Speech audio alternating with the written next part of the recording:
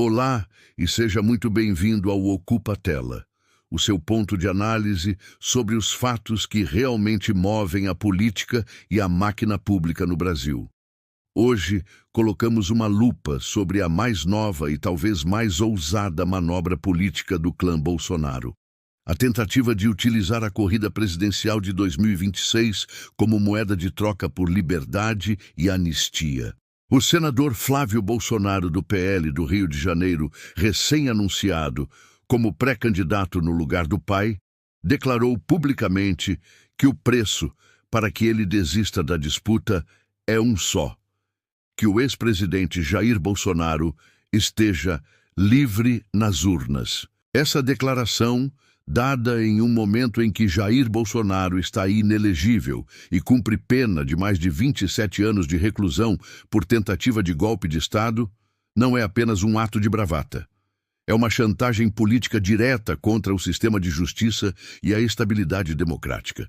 E o mercado financeiro sentiu o golpe, reagindo com pânico. Fique conosco, pois vamos destrinchar essa tática de pressão, analisar a reação das instituições financeiras e o que esse movimento significa para a política e a justiça no Brasil.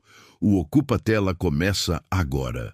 A entrevista concedida por Flávio Bolsonaro à TV Record neste domingo, dia 7 de dezembro de 2025, um dia após o anúncio de sua pré-candidatura, elevou o tom da disputa política a um patamar de extorsão institucional. O senador, que se reuniu com líderes do Centrão e do PL para discutir a sua viabilidade, deixou claro que sua candidatura não é uma mera jogada de xadrez, mas sim um instrumento de negociação forçada. A frase central da entrevista: "Meu preço é justiça." E não é só justiça comigo. É justiça com quase 60 milhões de brasileiros que foram sequestrados, estão dentro de um cativeiro nesse momento, junto com o presidente Jair Messias Bolsonaro. Utiliza uma linguagem carregada de vitimismo e polarização, essencialmente tratando a inelegibilidade e a condenação criminal do ex-presidente como um sequestro da vontade popular. Flávio Bolsonaro está exigindo a anulação de decisões judiciais. Tanto a inelegibilidade imposta pelo Tribunal Superior Eleitoral, quanto a prisão e a pena por tentativa de golpe de Estado, determinadas pelo Supremo Tribunal Federal, em troca de retirar seu nome da disputa presidencial. Essa demanda é inconstitucional e ilegítima, pois a justiça penal e eleitoral não pode ser submetida a barganhas políticas. Permitir tal negociação seria validar a ideia de que a lei se aplica de forma diferente a líderes políticos, minando a própria fundação da República.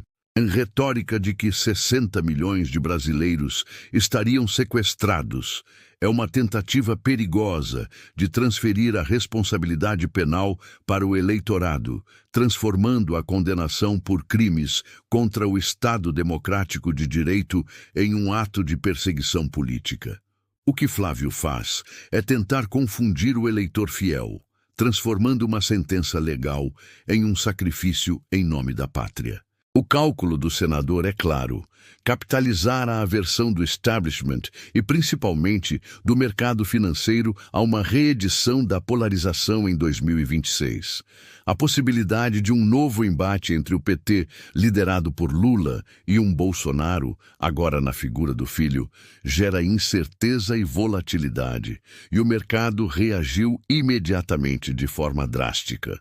A agenda de reuniões de Flávio com líderes do Centrão, Valdemar Costa Neto, do PL, Ciro Nogueira, do PP, Antônio Rueda, do União Brasil, Marcos Pereira, do Republicanos, e com o líder do PL no Senado, Rogério Marinho, mostra que a candidatura está sendo tratada como um assunto de alto escalão político.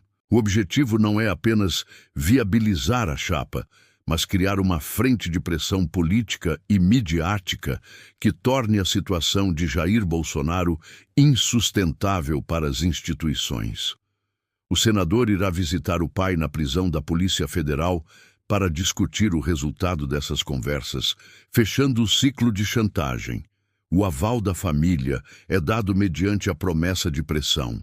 A análise sistêmica do Ocupa Tela aponta para a seguinte conclusão: a candidatura de Flávio Bolsonaro é uma tática de guerrilha jurídica e política focada em forçar o judiciário a considerar a anistia ou a revisão das penas para evitar um cenário de caos político e econômico em 2026. Unificar a base e impedir que o eleitorado bolsonarista mais fiel migre para candidatos mais moderados, mantendo-o cativo sob o controle familiar.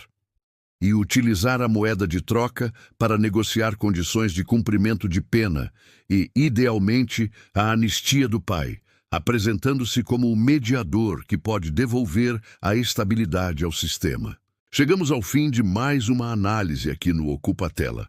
E a mensagem que fica da manobra de Flávio Bolsonaro é cristalina.